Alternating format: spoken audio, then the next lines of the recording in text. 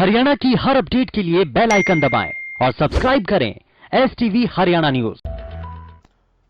और सभी तरफ से इसलिए आवाज उठ रही है कि गिरफ्तार करो, और ऐसे में आम जनता भी अब इसको अपने साथ जोड़ करके देख रही है। जब अपने घरों से बाहर निकलते हैं तो क्या आप भी अपने आप को असुरक्षित मानते हैं? क्या आपके मन में भी एक डर होता है कि अगर आप घर से बाहर निकल रहे हैं, आपराधिक घटनाएं जिस तरीके से पूरे प्रदेश के अंदर हो रही हैं, कहीं ये खतरा आपके मन में तो नहीं है? क्या महिलाएं महफूज हो पाएंगी? और महिला सशक्तिकरण की बातें जब की जाती हैं, बड़े बड़े दावे किए जाते हैं, बेटी बचाओ बेटी पढ़ाओ का नारा दिया जाता है, तो क्या ऐसे में इन सभी नारों के, इन अभियानों के क्या कोई सकारात्मक निष्कर्ष हैं? क्या उनका असर कितना हो पा रहा है? ये सभी चीजें आप देख पा रहे हैं, समझ पा रहे हैं। लेकिन आज के इस दौर में जब महिलाएं हर क्षेत्र में अपना दमखम दिखा रही हैं, तो वहीं कुछ लोग ऐसे भी हैं जो आज भी चंद पैसों के लिए महिलाओं की बलि दे रहे हैं।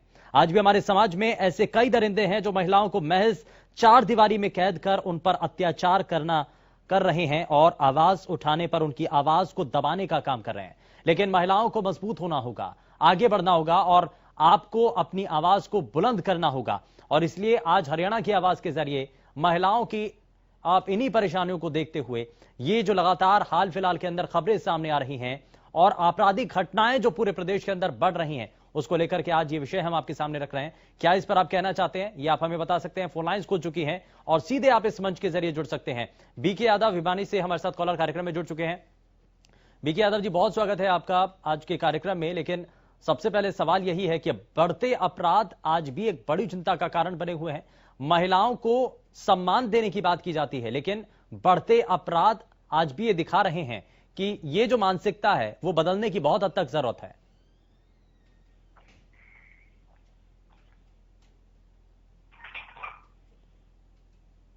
बीके यादव जी, मुझे सुन पा रहे हैं? जी जी जी, बहुत बहुत साधुवाद है जी आपको और आपकी संपूर्ण हरियाणा न्यूज टीम को। हमारी नागा बाबा पूर्णानंद मंगलानंद सेवा समिति नंदगांव की तरफ से बहुत बहुत साधुवाद जी, हार्दिक बधाई जी। बहुत शुक्रिया सर। बताइए आज के विषय पर क्या कहेंगे? देखो जी, हमारी ऋषि मुनियों से ही पुरानी सनातन टाइम से ही ये धर्म है हमारा कि ऋषि मुनियों की भी परंपरा रही है कि यत्र नार्येषु पूजन्ते तत्र देवता रमन्ते। जहाँ पर नारियों की, महिलाओं की पूजा होती है, वहां पे देवता निवास करते हैं। और वही भारत देश है। आज महिलाओं की क्या स्थिति, सिचुएशन हो चुकी है। क्राइम दिन प्रतिदिन 70 सालों से क्राइम बढ़ रहा है, चाहे बीजेपी की गवर्नमेंट हो चाहे कांग्रेस की गवर्नमेंट हो। लेकिन बीजेपी की गवर्नमेंट में हमने एक श्री गणेश सुधार होने का, इंप्रूवमेंट होने का संकेत जरूर मिला है। जैसे सीता मैया को रावण ने उठाकर ले गया था, तो राम जी सकुशल उसको, सीता जी को वापस भी ला सकते थे, लेकिन रावण को एक सबक सिखाकर वापस लाना ये एक संकेत था। तो आज जो रावण रूपी भेड़िए जो घूम रहे हैं इंडिया में, वो भी एक अपना एक नजरिया बदल लें। उनकी भी रावण जैसी ही स्थिति होगी आने वाले समय में, क्योंकि ये मोदी जी का वाला टाइम है जो राम राज है। जिस रावण की जो हाल हुआ था वही हाल इन रावण रूपी, जो कलयुग के रावण रूपी भेड़िए हैं, उन्हीं का हाल होगा। ये आप नोट कर लीजिए, क्योंकि राम राज्य की एक श्री गणेश शुरुआत हो चुकी है। और जिस तरह के अपराध बढ़ रहे हैं, पुलिस प्रशासन से भी अनुरोध है, उनको भी पता है कहाँ कहाँ क्राइम होता है, कौन अपराधी है, इनके पास पूरा बायोडाटा होता है। आजमका की भैंस गुम होती है तो 1 वीक के अंदर फीडबैक मिल जाता है। और कहीं अपराध होता है तो FIR के लिए डेड बॉडी भी रखने के लिए रखकर के रोड के ऊपर जाम लगाना पड़ता है, FIR दर्ज करवानी पड़ती है। पहले तो हमारा सिस्टम से ही चेंज करना चाहिए। हमारे मंगलान जी महाराज जी कहते थे, संत और पुलिस जो है ना, दोनों ही समाज सुधार का कार्य करते हैं। फर्क केवल इतना है कि संत जो है ना संकेत की भाषा में समझाते हैं, पुलिस वाले बैठ की भाषा में समझाते हैं। और दरअसल जो संत के संकेत को नहीं समझते, उन्हें ही बैठ की जरूरत पड़ती है। और आज हमारे पुलिस प्रशासन के पास भी पर्याप्त पुलिस बल नहीं है, लेकिन सीएम साहब भी प्रयास रहता है कि जल्दी से जल्दी, और डीजीपी साहब भी मनोज यादव जी, बहुत ही हमने ये कहूँगा साधुवाद देना चाहूंगा उनको। उनके कार्यकाल का जो हमें जनता को फीडबैक मिला है, मैं बहुत साधुवाद देना चाहूंगा ठीक है। हमारी समिति की तरफ से। ठीक है, बहुत काफी शुक्रिया, बहुत इम्प्रूवमेंट शुक्रिया। हुआ है। बिल्कुल, ये कई आपने बातें यहां पर साझा की हैं बीके यादव जी, और इसी के साथ साथ अब प्रदेश के जो बाकी लोग हैं वो भी इस मंच के साथ जुड़ सकते हैं। वो क्या इस पर बताना चाहते हैं, क्या कहना चाहते हैं, क्या आज भी आजादी से जीना बेटियों के लिए बड़ा मुश्किल हो चुका है, क्या यह अधिकार बेटियों के लिए नहीं है, क्या अपराधियों में पुलिस का कोई डर नहीं है, खौफ नहीं है, और इसीलिए लगातार जो आपराधिक घटनाएं हैं वो सामने आ रही हैं। बदमाशों के हौसले आखिर बुलंद क्यों हो रहे हैं, आखिर उन पर लगाम कब लगेगी, ये ऐसे कई सवाल हैं जो कि हम लगातार इस मंच के जरिए उठा रहे हैं। आप इसके जरिए आप अपनी बातों को साझा कर सकते हैं। जयप्रकाश इस बीच अगले कॉलर हमारे साथ कार्यक्रम में जुड़ चुके हैं। बहुत स्वागत है जयप्रकाश, बताइए आज के विषय पर क्या कहना चाहते हैं। ये इतनी जो क्राइम्स हो रहा है इसके पीछे क्या राय है आप? इसके प्रति ना तो सरकार चिंतित है, ना पुलिस प्रशासन चिंतित है, ना पब्लिक चिंतित है। कुछ तो होना चाहिए ना। ये है। ठीक है, बहुत शुक्रिया जयप्रकाश। और यहां पुलिस को सतर्क होना होगा, पुलिस को अपनी जिम्मेदारी को निभाना होगा। साथ ही साथ सरकार के ऊपर भी सवाल है कि अपनी नीति को उस तरीके से तैयार करना होगा, जीरो टॉलरेंस की नीति। जब यह कहा जाता है कि इसी नीति पर जब काम किया जा रहा है तो क्यों आखिर बदमाशों के हौसले बुलंद होते नजर आ रहे हैं।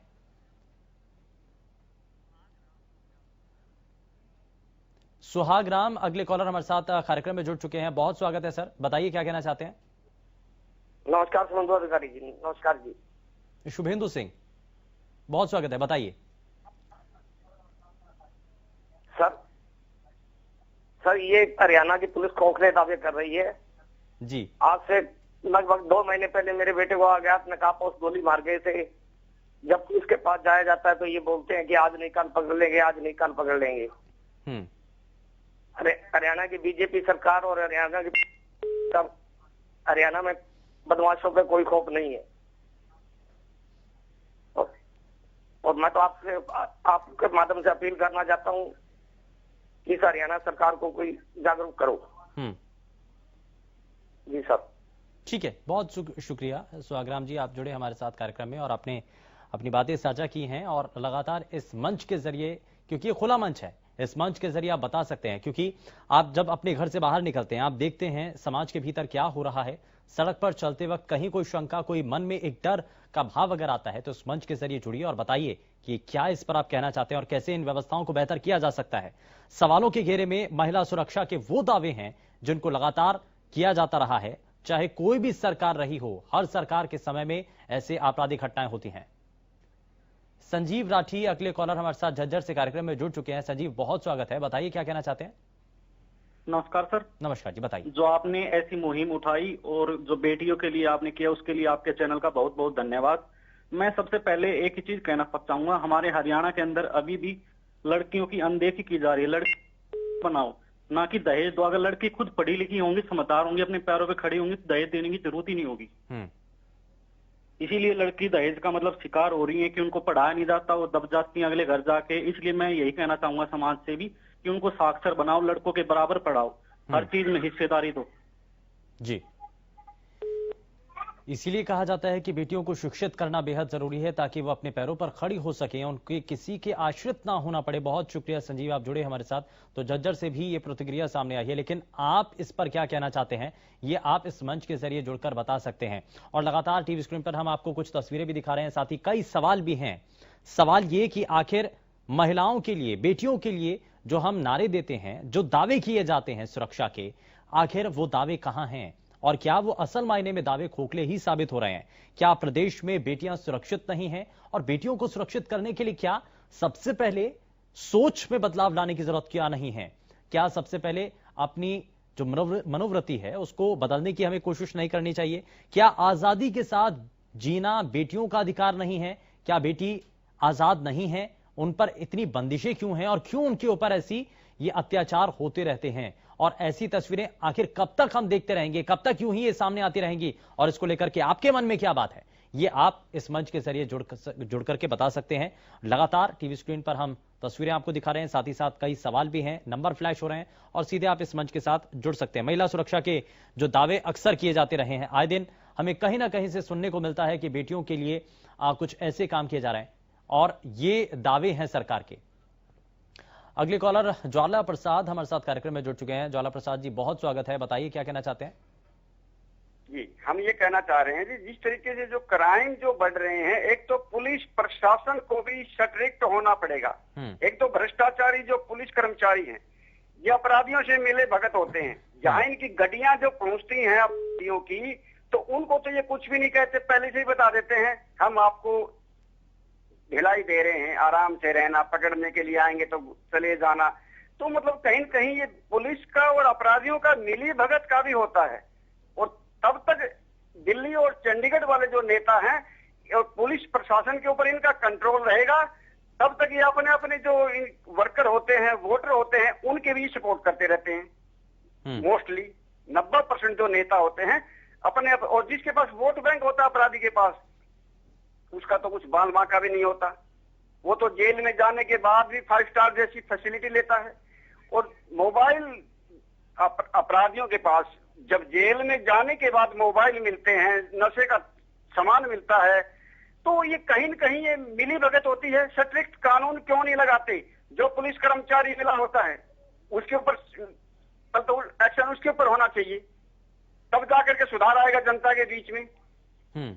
और चाहे वो छोटे लेवल का हो चाहे बड़े लेवल का अधिकारी हो, जो भी अपराधियों के साथ मिली भगत होता है। और पुलिस प्रशासन का सबसे पहले तो मैं ये कहूंगा, इनका फोन जो होते हैं ना, वो सर्विस लाइंस के ऊपर पूरा रिकॉर्ड होना चाहिए दिल्ली और चंडीगढ़ के सीनियर अधिकारियों के पास।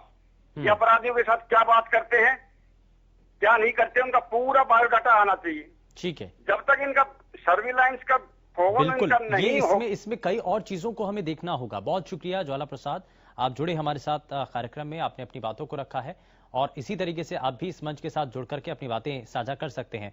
लगातार टीवी स्क्रीन पर नंबर फ्लैश हो रहे हैं और बड़ा सवाल यही है कि आखिर महिलाएं महफूज कब होंगी? क्या आपको लगता है कि महिलाएं सुरक्षित हैं? क्या प्रदेश में बेटियां आजादी के साथ जी रही हैं? क्या अपराधियों में पुलिस का डर बना हुआ है? क्या खौफ है अपराधियों के मन में? और बदमाशों के हौसले आखिर कब, ये जो लगातार तेजी के साथ हाल फिलहाल के अंदर मामले सामने आए हैं, आखिर क्या ये लगता है कि व्यवस्थाओं का बनाने का जो जिम्मा है पुलिस के पास होता है, क्या इसमें कोई कुछ हद तक ढील नजर आ रही है? सुंदर सिंह अगले कॉलर हमारे साथ जींद से कार्यक्रम में जुड़ चुके हैं। सुंदर जी, बहुत स्वागत है, बताइए क्या कहना चाहते हैं। सर ऐसा है, आज समाज के अंदर संस्कार जो है बिल्कुल खत्म हो चुके हैं। तो हमें अपने बुजुर्गों का जो दिया हुआ हमारे को जो विरासत में है, उनको हम भूलने लग गए हैं। बच्चों के अंदर संस्कार नहीं है। आर्य समाज के प्रोग्राम नहीं होते हैं जिनसे सभी एक जगह बैठकर सभी चीजें सुनते थे हम लोग। आज ऐसे टीवी के ऊपर गाने चल रहे हैं कि उनके ऊपर कोई पुलिस प्रशासन या फिर कोई कोर्ट वगैरह कोई उसके ऊपर रोक नहीं लगा रही, क्योंकि उनको देखकर जैसे हम चीजें देखेंगे उसी प्रकार के भाव हमारे मन में आएंगे। तो इस प्रकार के जो ये गाने चलते हैं, ये संस्कारों को खत्म कर रहे हैं समाज के अंदर, इसके ऊपर रोक लगानी चाहिए। तो मैं आपसे चैनल के माध्यम से यही कहना चाहता हूं कि बच्चों को संस्कार दो। अपने अपने जो फैमिली है वो एक जगह रहती थी, सभी एक दूसरे से मान सम्मान चाहते थे, मान सम्मान करते भी थे। आज तक भी है कुछ परिवार ऐसे जो हमारे समाज के अंदर हैं, जिनकी आज भी लोग ये कहते हैं इनका परिवार जो है बहुत अच्छा है। क्यों है वो? इसलिए कि उनका एक परिवार सारे का सारा परिवार एक जगह बैठ के खाना खाता है। पूरे दिन की दिनचर्या जो है वो शाम को सभी अपनी अपनी बताते हैं, सुनते हैं। आज टाइम ऐसा आ गया मोबाइलों का कि बच्चे अलग हैं, माँ बाप अलग हैं, सभी इस चीज के शिकार हो गए ना। तो इसलिए इस प्रकार की ये भावनाएं लोगों के अंदर आती है। कहाँ होती थी पहले ये दहेज से हत्या? कोई नहीं था, कोई देखने भी नहीं जाता था। ब्राह्मण नाई ही उसको तय करते थे, उसी पे पूरा जीवन बीत जाता था, कभी कोई शिकायत नहीं आती थी। ठीक है, ये इन चीजों को और खास करके जो हमारी सभ्यता है, जो हमारी संस्कृति है, हमारे जो संस्कार हैं, कम से कम हमें उनकी दायरे में रहना चाहिए और उनको हमें हमेशा उनको ध्यान में रख कर के अपने काम करने चाहिए। बहुत शुक्रिया, बहुत आपने बहुत सीधी और सटीक बात की है और आपने ये एक बताया है कि पहले के मुकाबले आज जो चीज़ों में बदलाव आ रहा है उसके पीछे कारण क्या है, और इनके अलावा कुछ और भी चीज़ें आप देखते हैं। क्या आपको लगता है कि कुछ और चीज़ों के जरिए बदलाव किया जा सकता है और खास करके आने वाली जो युवा पीढ़ी है हम उसको कैसे सीख दे सकें, कम से कम हम उनको बता सकें, और खास करके महिलाओं के खिलाफ जो अपराध हो रहे हैं इसके पीछे असल मायने में कारण आपको क्या नजर आते हैं? ये एक सोच का फर्क है जो हम बार बार कह भी देते हैं कि महिलाएं सशक्तिकरण सशक्त हो रही हैं, उनके लिए हमें बहुत हद तक सोचना होगा, पहले के मुकाबले बहुत हद तक आजादी महिलाओं को है, लेकिन कहां तक है? क्या हमारी सोच में हमने अपनी सोच के अंदर महिलाओं को आजादी दी है? क्या हमने उस बातों को स्वीकार किया है? ये ऐसी चीजें हैं जिनको हमें खुद को स्वीकारना होगा, खुद ये समझना होगा कि महिलाओं को आगे बढ़ाना है और कम से कम उनको बराबरी का जो दर्जा है वो देना होगा। तो सबसे पहले अपनी सोच को हमें बदलना होगा। तो इसके लिए आप इस मंच के जरिए जुड़ करके बता सकते हैं क्या इस पर आप कहना चाहते हैं, प्रदेश के बाकी लोगों तक आप क्या मैसेज पहुंचाना चाहते हैं, और जब आप अपने घर से बाहर निकलते हैं तो क्या आप देखते हैं क्या पहले के मुकाबले कुछ चीजें बदली हैं, या फिर आपराधिक मामले जो हाल फिलहाल में देखने को मिले हैं इसको लेकर के कहीं भी शंका आपके मन में रहती है या कोई डर रहता है? तो ये आप हमें बता सकते हैं। दरअसल ये लगातार अलग अलग जगहों की कुछ तस्वीरें हम आपको दिखा रहे हैं। महिला सुरक्षा के दावे आए दिन किए जाते हैं और इन्हीं दावों के तहत कहा जाता है कि महिलाएं सशक्त हो रही हैं, लेकिन प्रदेश में बढ़ते अपराध को देखते हुए ये जो सभी दावे किए जा रहे हैं ये महज खोखले साबित हो रहे हैं।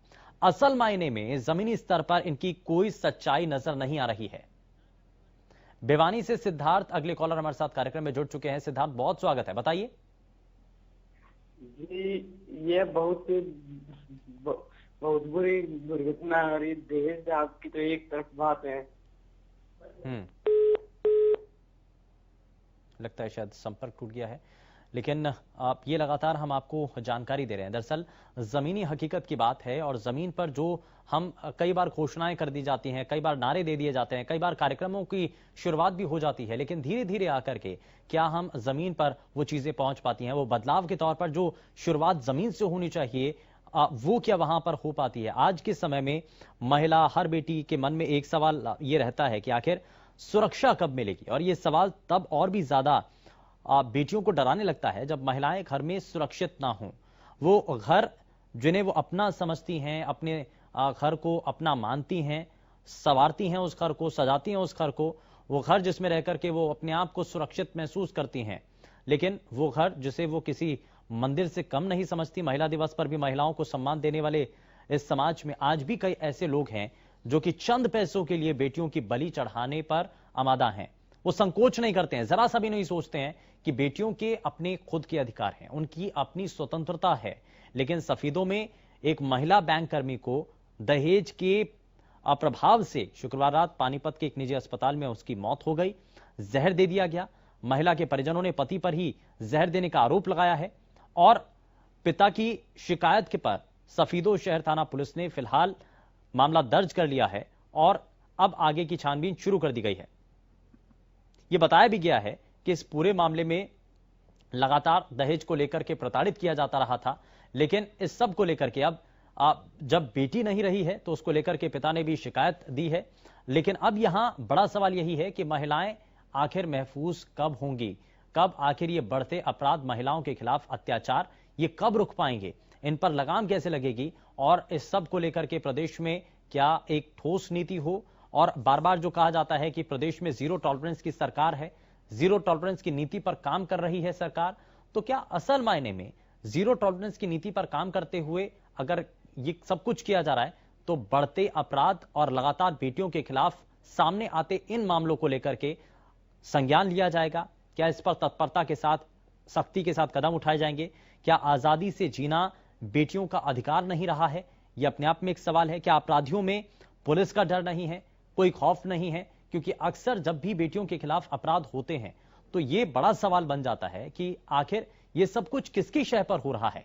क्या इसमें अपराधियों के मन में कोई डर नहीं है पुलिस का? क्या आपके इलाके में सुरक्षा व्यवस्था का हाल है?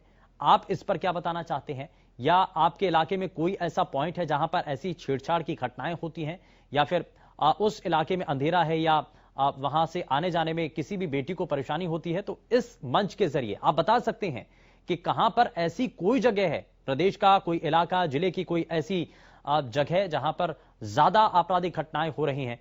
तो ये सभी चीजें आप इस मंच के जरिए साझा कर सकते हैं, बता सकते हैं। और ये एक कोशिश है इस मंच के जरिए कि ज्यादा से ज्यादा बेटियों को जागरूक किया जा सके और उनके सामने जो परेशानियां आ रही हैं उनका समाधान भी किया जा सके। और